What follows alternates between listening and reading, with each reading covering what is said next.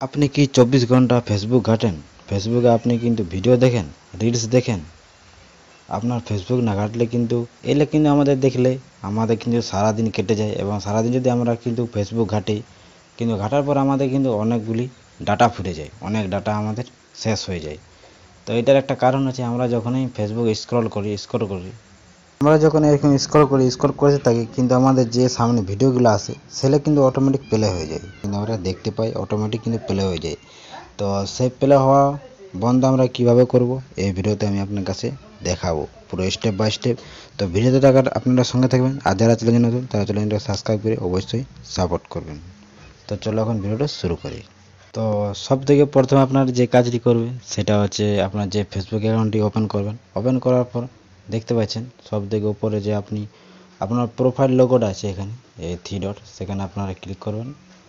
তো সেখানে ক্লিক করতে দেখবেন এরকম একটা পেজ আসবে। এখানে পেজ আসার পর আপনারা যে একটা সেটিং দেখতে পাবেন, সেটিং বোতাম, সেখানে আপনারা ক্লিক করবেন। তো সেখানে ক্লিক করতে এরকমভাবে আপনাদের কাছে একটা শো হবে।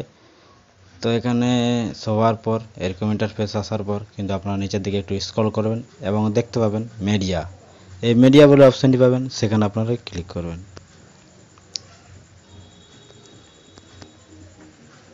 তো সেখানে ক্লিক করতে দেখতে পাবেন এখানে অনেকগুলি আপনারা অপশান দেখতে পাবেন। তো আপনার যদি খুব তাড়াতাড়ি যদি ফেসবুকের ডাটা শেষ হয়ে যাচ্ছে এবং হাই কোয়ালিটি পিকচার দেখাচ্ছে, তো আপনারা যদি লো কোয়ালিটি পিকচার দেখতে চান তাহলে কিন্তু এখানে আপনারা ক্লিক করবেন। দেখতে পাচ্ছেন এখানে কিন্তু আপনার যে ডাটা আছে সেটা কিন্তু 40% লো কোয়ালিটি চলবে এবং 40% কিন্তু আপনাকে কম ডাটা শেষ হবে এখানে। তো এখানে ডাটা সেভ বলে একটা অপশান পাবেন, সেখানে আপনারা ক্লিক করবেন। এখানে ক্লিক করলে কিন্তু আপনার ডাটা কিন্তু খুব তাড়াতাড়ি শেষ হবে না। আর যেটা হচ্ছে আপনাদের যে অটোমেটিক ভিডিও কিন্তু চালু হয়ে যায় আপনার ফেসবুক স্ক্রল করতে। তো এখানে দেখতে পাচ্ছেন নেভার অটো প্লে ভিডিও, এই অপশানে দেখতে পাচ্ছেন এখানে আমরা তিনটি অপশান দেখতে পাচ্ছি। একটা আছে দেখতে পাচ্ছেন অটো প্লে অপশানের কাছে দেখতে নিচে একটা তিনটা অপশান আপনারা পাবেন।